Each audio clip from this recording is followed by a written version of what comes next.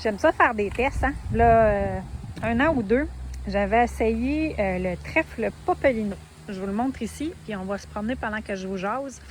En fait, je voulais avoir quelque chose à la base de mes petits vergers pour que ça soit plus facile à entretenir. J'avais beaucoup de mauvaises herbes. Je vous amène au jardin en même temps. C'est le chemin le plus court pour s'en aller vers le verger, mais le jardin est complètement rempli. Donc, j'avais planté le trèfle Popelino que je viens de vous montrer. Ça n'avait pas fonctionné. Donc, je l'avais planté dans la pouponnière et j'avais planté à travers mes plants de fraises et mes plants de bleuets que vous voyez un peu partout, du trèfle Popelino partout. J'avais pas beaucoup d'informations sur le sujet. On me disait que c'était un trèfle qui restait très court, qui allait être intéressant. Donc, je me dis, écoute, ça va être merveilleux, je vais mettre ça à la base. J'avais testé le Lysimachia numularia qu'on voit, là, les petites feuilles jaunes aussi. Fait que je me disais, ça va faire un mélange entre toutes les deux. Et savez-vous ce que j'ai fait hier? J'ai tout arraché mon trèfle Popelino. La raison pourquoi, en fait, c'est que le trèfle Popelino, de ce que je comprends, pour qu'il reste bas, il faut qu'il soit tondu. Puis pas juste une fois. Moi, je l'ai taillé, j'en ai taillé plusieurs au printemps, juste avec les ciseaux, ce qui était accessible. Ça marche pas pantoute, là. Je veux dire, ça se mêlait à travers les fraises, c'était immense.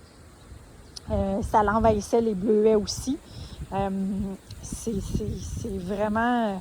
La seule chose que je pourrais dire, c'est que j'avais beaucoup moins de mauvaises herbes parce que c'était plein. Mais là, je me rendais compte que le bleuet commençait à avoir un petit peu de difficulté à travers tout ça. Je vous en montre dans une autre section. Là, la fraise et la fraise et le trèfle Popelino se mélangent quand même assez bien. On le voit ici. Ça contrôle quand même très bien la mauvaise herbe. Puis ça contrôle quand même assez bien la fraise. Fait que le trèfle a cet avantage-là.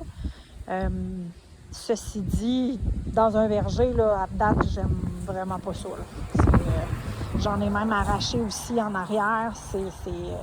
Le trèfle, il va être intéressant dans le gazon parce que je me rends compte que dans le gazon, là, le trèfle, il contrôle une bonne partie des autres mauvaises herbes. On le voit ici, là, il est dans le gazon. Là.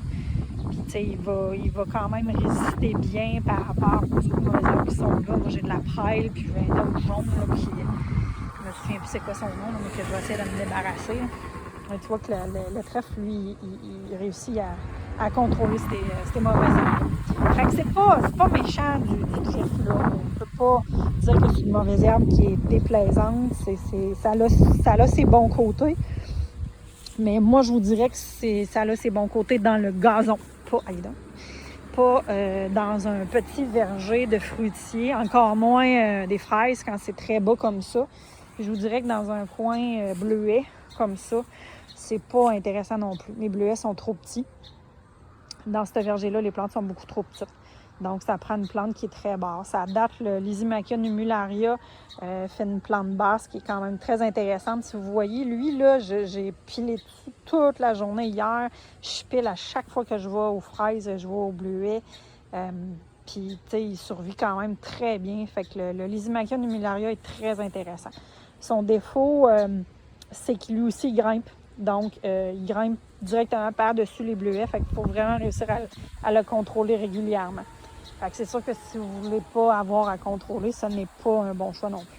Alors, je vais continuer à faire des tests pour trouver une plante rampante qui va être intéressante. Parce que je trouve ça quand même intéressant à travers le sol, à travers le pays, qu'il y ait quand même là, quelques plantes au sol. C'est des plantes que le feuillage, une fois qu'il meurt, nourrit le sol aussi. Fait que ça apporte quand même quelque chose d'intéressant.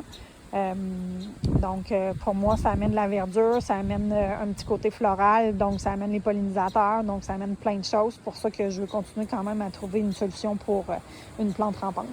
Voilà, fait que à suivre!